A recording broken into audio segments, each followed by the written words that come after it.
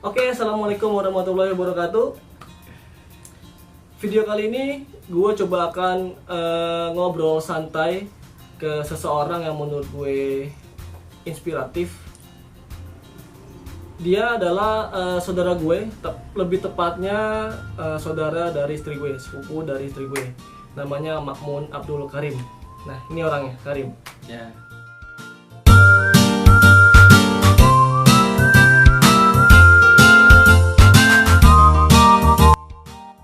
Kirim.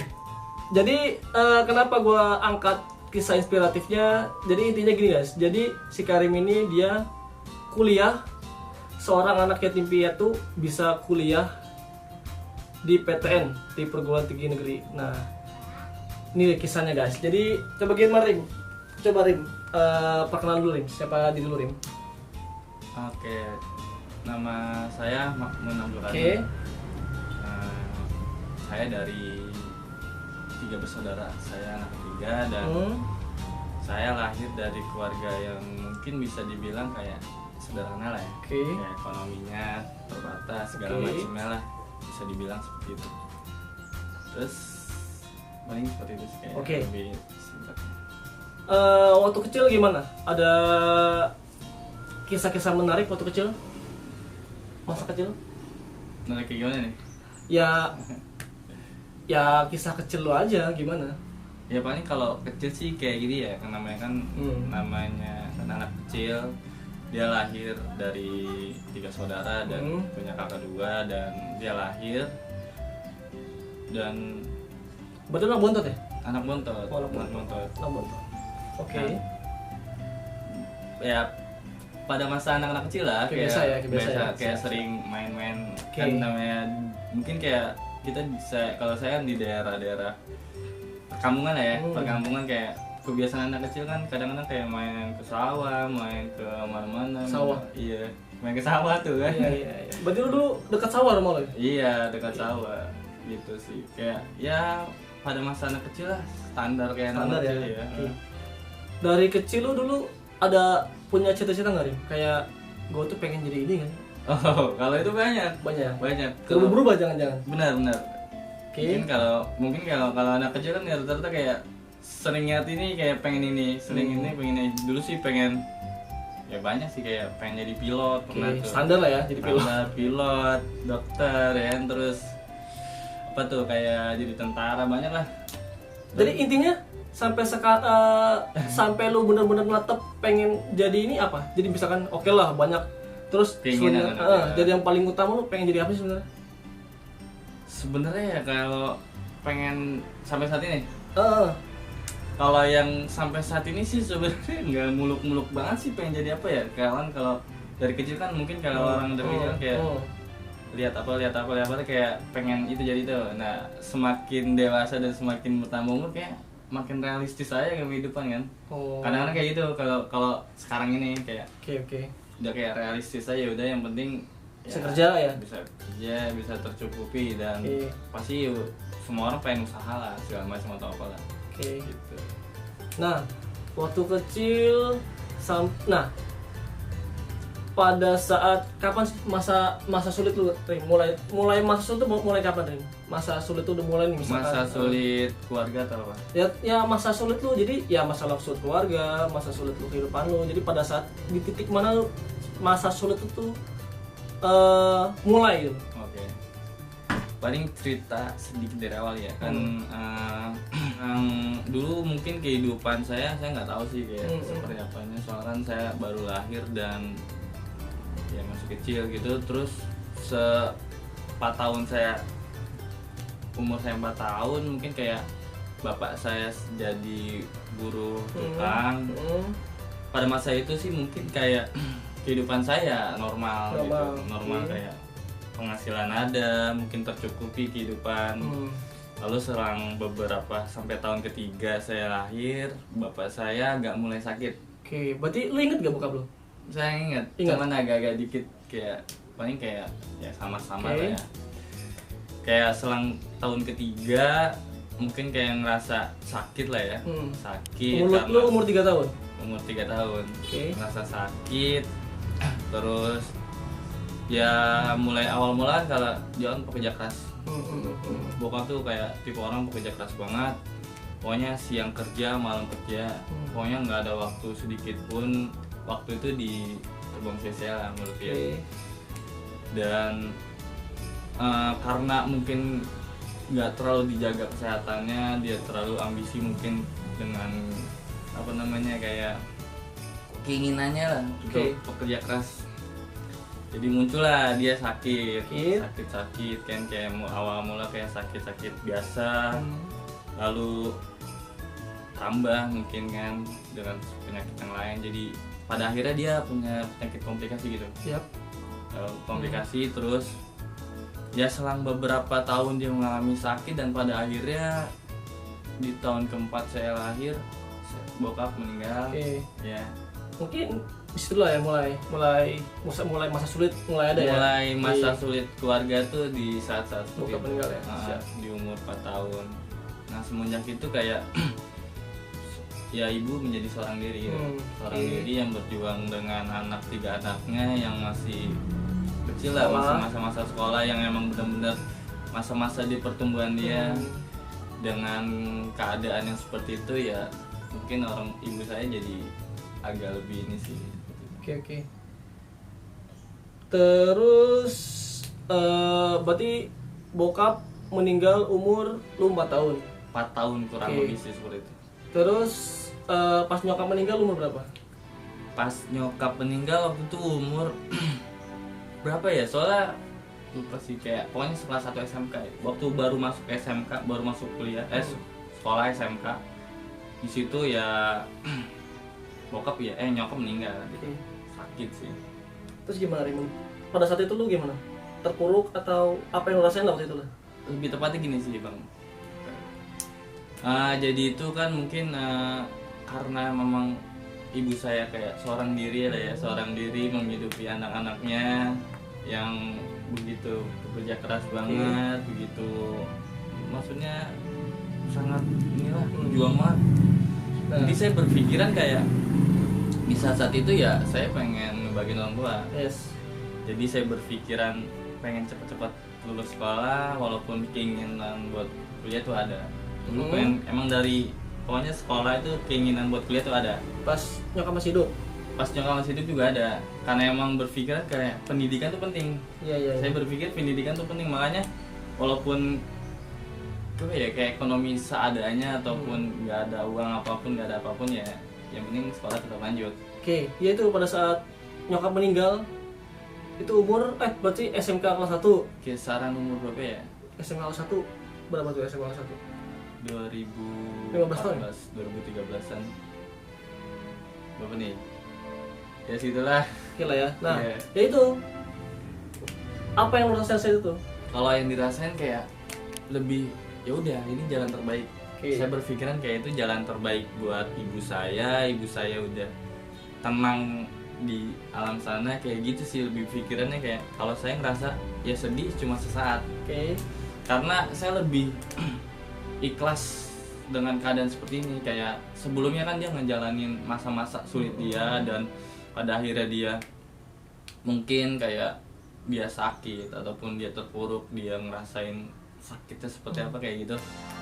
Ya udah ini emang jalan terbaik ya Tuhan buat nentuin keluarga saya, dan ibu saya lebih pantas di alam sana, kayak lebih bahagia, mungkin lebih ngerasa ya seperti itu. Nah terus nyokap meninggal. Nah berarti waktu lu pernah sempat mikir nggak, waduh ini gue masih sekolah. Terus lu berpikir nggak, aduh apakah berarti pas lu nyokap meninggal, nah itu gimana? Biaya sekolah gimana? Nah kebetulan gini bang, karena waktu itu kan emang masa-masanya karena saya anak yatim mungkin ya, anak yatim, dan beberapa kali kayak dapat santunan biaya bantuan hidup gitu kan, bantuan hidup dari beberapa orang mungkin kan. Jadi pada masa sampai saya SMP mungkin kayak kebutuhan mungkin kayak masih tanggung orang tua kan. Masih ada berapa?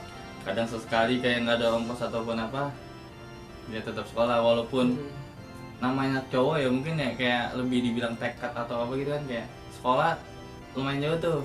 lumayan jauh, kayak dia gak ada uang. Terus dia kayak ya udah dia mau naik apapun harus sampai sana. Contohnya kayak gini, kayak dulu kendaraan saya pakai angkot.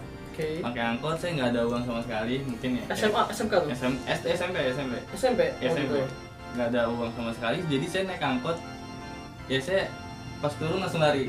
Ya mungkin itu cerita-cerita yang anehnya lah ya. Cerita dan mungkin masih banyak hal lain. Jadi pas masuk SMK, dulu teman-teman SMP saya pada masuk sekolah-sekolah yang lebih terkenal ya. Terkenal mungkin di daerah-daerah saya dan daerah Bekasi. Lalu saya dapat kenalan orang, dianjurkan buat sekolah di daerah Setu. Dan di situ kebetulan biaya SPP-nya gratis, itu swasta. SPP-nya gratis. Negeri, dan swasta. Swasta kok gratis? Ya mungkin karena saya anak yatim. Oh bisa ya? Ya, karena kan anjuran orang tuh kan. Oh gitu. Jadi saya punya kenalan dan dia menyarankan sekolah di situ, dan ya udah kayak saya sekolah di situ kan. Dan kebetulan emang dengan uang beberapa secukupnya saya bisa sekolah dan segala macam lah. Akhirnya bisa sekolah kan. Nah sampai lulus ya bisa tuh. Oke, berarti pas nyokap meninggal sekolah berarti gratis ya? Kalau kebetulan SPP-nya gratis. Oke, sekolah gratis. Nah terus Dan mungkin biaya lu sehari-hari gimana? Nah kalau biasa sehari-hari gini nih, biaya sehari-hari ya karena dapat santunan sih mungkin lebih tepatnya kan ya. Kayak dapat santunan dan ya gitu. Dan mungkin kayak beberapa kali kayak ikutan apa gitu kan, kayak main atau kayak main kemana terus dapat uang atau ikut kegiatan apa kayak gitu sih. Oh oke. Berarti alhamdulillah ya sekolah itu, alhamdulillah SMP-nya gratis. Iya. Itu sekolah mana sih kalau boleh tahu? SMK di desa tuh SMK Industri Nasional. Oh gitu. Di perumahan dia. Oke. Terus, nah sekarang kan lu setelah SMK, nah lu mulai mau masuk kuliah nih, Ring. Iya. Nah kuliah, nah ini, nah cerita lu bisa masuk kuliah tuh gimana sih, Ring? Oke. Secara ya, yang gua pikir sih emang apa ya? Gue juga kalau mungkin jadi lu juga akan coba apa namanya ya, bakal sama kayak lu. Gue jujur ya, gue sih ngerasa dulu pas gue sekolah itu atau gue kuliah, itu gue kuliah tuh kayak ngerasa gue paling apa ya, paling sengsara lah. Ternyata ada lagi yang bisa sengsara. Oke. Lanjut, pas lu gimana ceritanya lu bisa kuliah? Oke. Dulu saya tuh kayak berpikiran kalau pendidikan tuh penting. Makanya segala apapun, hal yang apapun saya lakuin itu sekolah tetap lanjut. Sekolah tetap lanjut walaupun nggak ada uang ataupun segala macam permasalahannya. Itu lu cerita dong gimana caranya bisa kuliah gratis. Ya, makanya saya berpikiran saya pengen kuliah. Kenapa saya masuk SMK? Itu ada ceritanya. Kenapa saya masuk SMK? Gini. Dulu saya pengen sekolah SMA karena kalau rata-rata kan kalau kuliah rata-rata SMA. Kalau SMK ya disiapkan buat kerja. Rata-rata gitu. Karena emang saya berpikiran keluarga saya ekonomi terbatas dan emang keadaan keluarga saya seperti itu. Jadi saya berpikiran kayak yaudah saya kerja dulu, lulus sekolah SMK kerja dulu sambil kuliah. Berpikiran awalnya seperti itu. Cuman sering berjalannya waktu, nyokap meninggal dan saya lebih seringnya kayak main ke daerah kayak orang bengkel atau segala macam, dan situ saya ketemu orang. Di situ saya ketemu orang kayak customer bengkel itu, dia sedikit cerita tentang saya, kayak ibaratnya dia nanya tentang sekolah di mana dan segala macam lah, kayak nanti ada niatan mau kuliah atau enggak. Nah dia cerita sedikit sama orang itu, saya lupa namanya siapa. Dia cerita intinya jalur-jalur buat sekolah seperti apa. Lanjut dengan bekal 3 kata kayak waktu itu dapatnya SNPTN, SBMPTN sama Mandiri. Kalau mau masuk kuliah dengan di negeri. Lalu saya dapat bekal 3 kata itu. Saya datang ke sekolah. Waktu itu saya masih kelas 1 kayaknya. Satu. Satu SMK. Waktu itu saya datang, saya temuin kepala sekolah. Saya temuin kepala sekolah, Pak, saya mau kuliah. Saya mau kuliah. Mungkin karena sekolahan itu mungkin masih baru ya, dan mungkin sedikit tahu pengetahuan tentang jalur masuk kuliah itu seperti apa. Kayak dengan dapat bermodalan itu saya tanya dan jawab kepala sekolah itu, ya udah nanti saya akan bantu. Dengan jawaban itu saya kurang puas. Dengan pernyataan dari kepala sekolah mungkin saya kurang puas. Saya lanjut ke skop guru yang lain, sama seperti itu, kayak ibaratnya ada yang nggak tahu juga sama sekali, saya bingung juga tuh, nggak tahu sama sekali. Terus lanjut pokoknya banyak tanya. Pada akhirnya saya dapat satu guru yang mungkin satu pengalaman ya. Dia sempat ikut kayak gini dan dia ngerti, dan di situ saya mulai daftar. Waktu itu kelas 1 udah bisa daftar? Belum, kayak kan sering berjalan waktu, kayak kelas 1 lanjut seminggu nggak dapet jawaban ya, saya minggu lanjut cari, pokoknya sampai berjalan di tahun kedua dapat, dan sampai awal kelas 3 itu pendaftarannya kan, kayak daftar SNPTN. Nah di situ karena emang kondisi ekonomi saya yang mungkin kurang dan pengetahuan mindset saya yang mungkin nggak terlalu banyak lah tentang apapun itu, kayak kuliah itu emang pasti mindset orang kayak kuliah itu harus banyak duit kan, harus banyak uang kan, kayak dengan ya walaupun uang UKT murah ataupun apa, seenggaknya biaya hidup dia harus ada dong di sana. Nah dengan berpikir kayak gitu, ya udah saya nggak sampai mikir ke sana, yang penting saya bisa masuk dulu itu kayak gimana.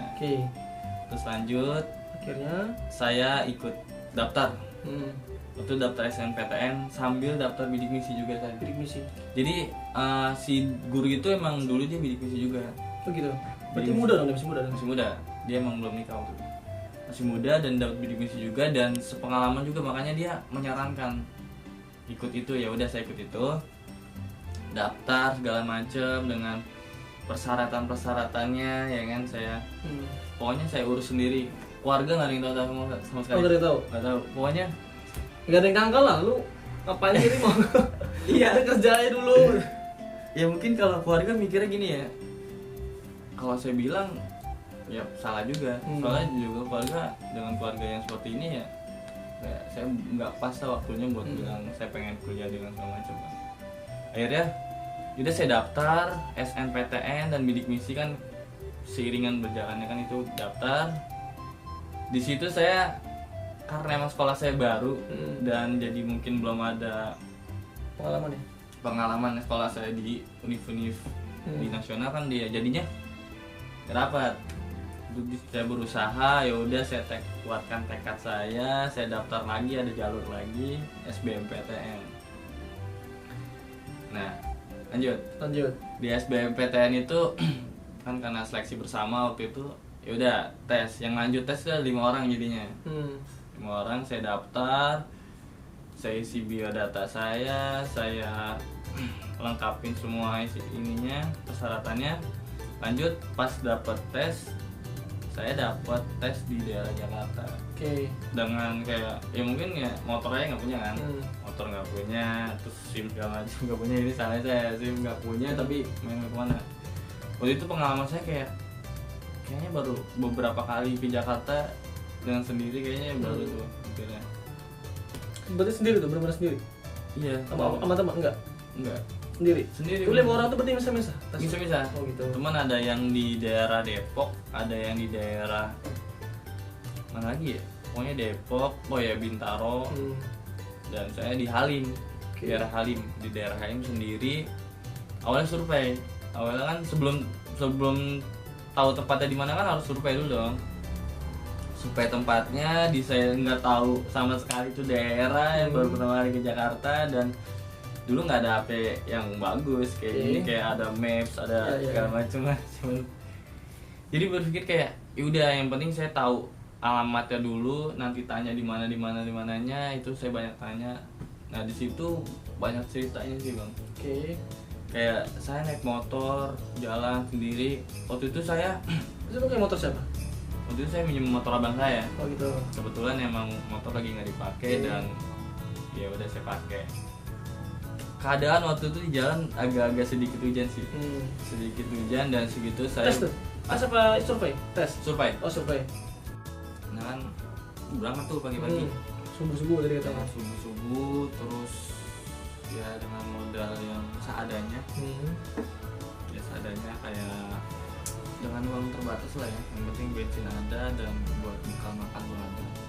Lalu berangkat sampai subuh di sana, sampai Ketemu di sana sholat subuh dan mungkin karena pakaian saya kan agak rapi sih, jadi mungkin agak ditanya kan.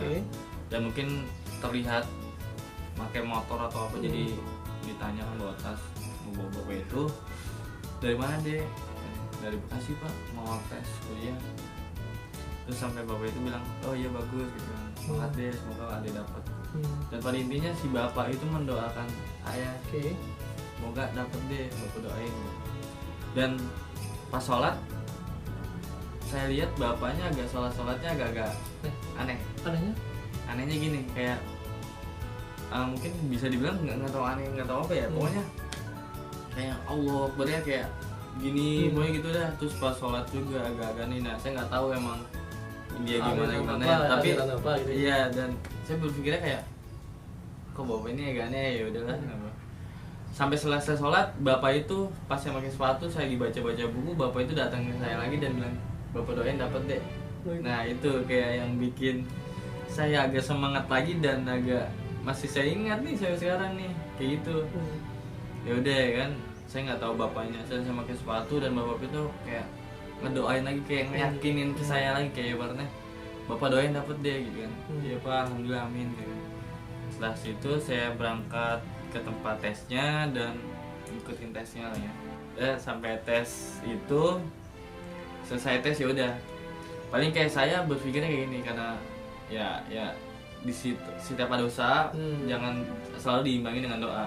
Nah saya berpikiran kayak saya terus berusaha nih, keyakinan saya buat pengen kuliah dan usaha kita tetap terus, dan saya imbangi dengan doa. Kayak ya setiap sholat ataupun setiap apa bilang ke semua orang-orang yang lebih tua mungkin minta doanya atau apa, mungkin kayak lebih kayak gitu sih. Dan sampai pada akhir pengumuman itu saya diterima dan ya itu senang sih. Itu di Unsika ya? Unsika, kayak Unsika di Universitas Bangsa Karawang. Karawang sih, dia baru negeri sih. Berarti pas lu masuk itu baru banget negeri deh? 2 tahun negeri. Saya angkatan 2. 2 tahun negeri saya angkatan 2-nya. Oke. Berarti alhamdulillah lu terima? Alhamdulillah diterima di teknik mesin ya. Gratis tuh ya? Kalau bayar UKT-nya gratis, dan bidik mesin kan ada biaya bulanan juga tuh. Biaya bulanannya kan 700, sekarang udah 700 per bulannya. Berarti lu bayar? Jadi ya bisa dibilang nggak ada bayar, paling kayak bayar biaya hidup di sana sih. Kayak untuk kuliah tuh nggak bayar sama sekali? Nggak sama sekali, UKT tuh dia dibayarin sama pemerintah sih kan. Berarti lu benar-benar cuman ya udah kita datang kuliah, yang penting niat kuliah aja gitu. Lu juga dikasih kan per 6 bulan? Berapa? Di itu kan dia hitungannya per bulan. Cuman turunnya itu per 6 bulan. Berarti lu per 6 bulan dapat berapa? Per 6 bulan dapat 4.200.000. Oh. Berarti lu udah kuliah gratis, dapat duit, dapat uang saku juga. Alhamdulillah ya. Oke, berarti lu udah akhirnya bisa kuliah tanpa membebani siapapun. Ya kan? Oke, keren. Lanjut. Oke, berarti lu udah perjuangan lu akhirnya bisa tercapai nih. Apa sih Rim yang pengen lu ngebuat, ada nggak sih hal yang ngebuat lu bukan yang ngebuat lu terus berusaha tuh apa sih? Kayak misalkan seseorang kah? Saya pengen angkat derajat keluarga saya. Kayak saya nggak mau keluarga saya terus dikatain, terus dihina, dan mungkin agak dipandang jelek sih sama orang. Kayak dengan kebanyakan orang sih berpikiran kayak ekonomi itu paling utama. Kayak harta dia, martabat dia, apapun itu orang berpikiran paling utama. Makanya kadang banyak orang yang menjatuhkan orang ya karena nggak sesuai dengan kenyataan dia, dengan harta dia. Jadi banyak rendahin orang sih, lebih banyaknya. Nah makanya saya berpikirnya kayak keluarga saya nggak mau, saya nggak mau keluarga saya direndahin.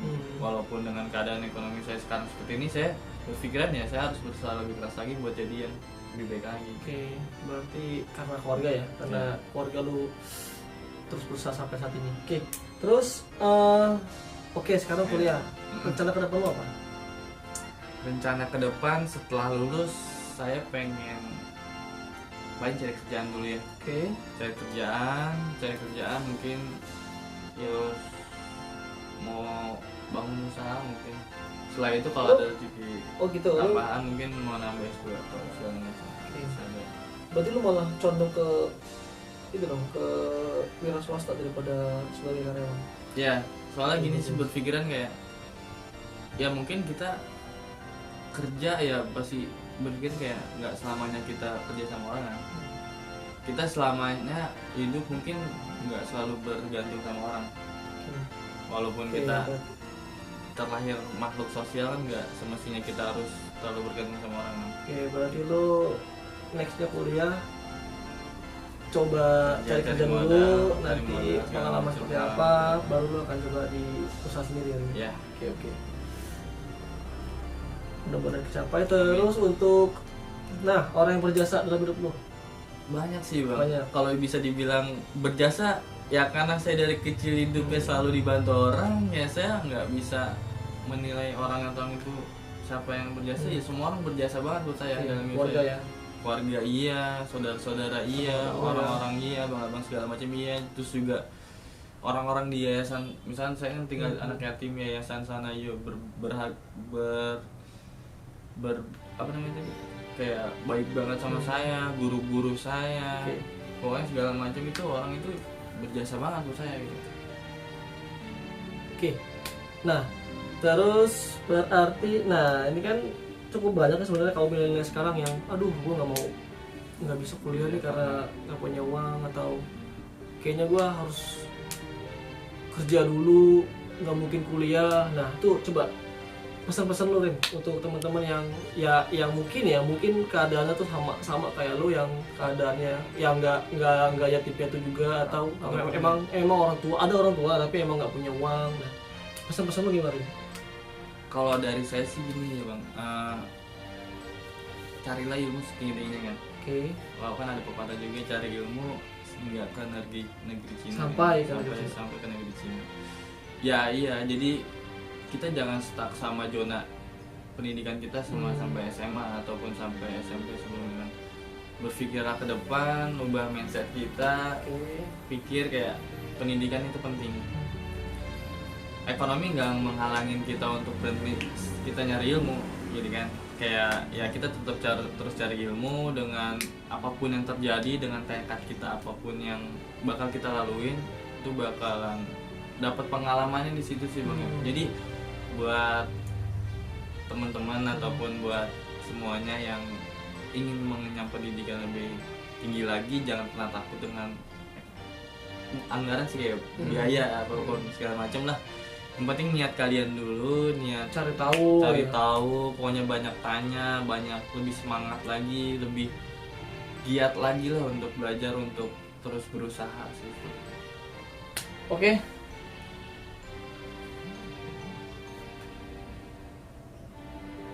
Ya. Udah cukup ya. Oke, berarti mungkin intinya kita terus jangan putus asa, terus juga terus berusaha, doa, dan juga yang paling penting sih coba cari-cari relasi ya Rim. Tanya-tanya gimana cara dapet beasiswa dan juga lainnya. Oke teman-teman, mungkin videonya cukup sampai sini. Kalau kalian suka, jangan lupa like, share, and subscribe channel ini. Akhir kata, wassalamualaikum warahmatullahi wabarakatuh. See you.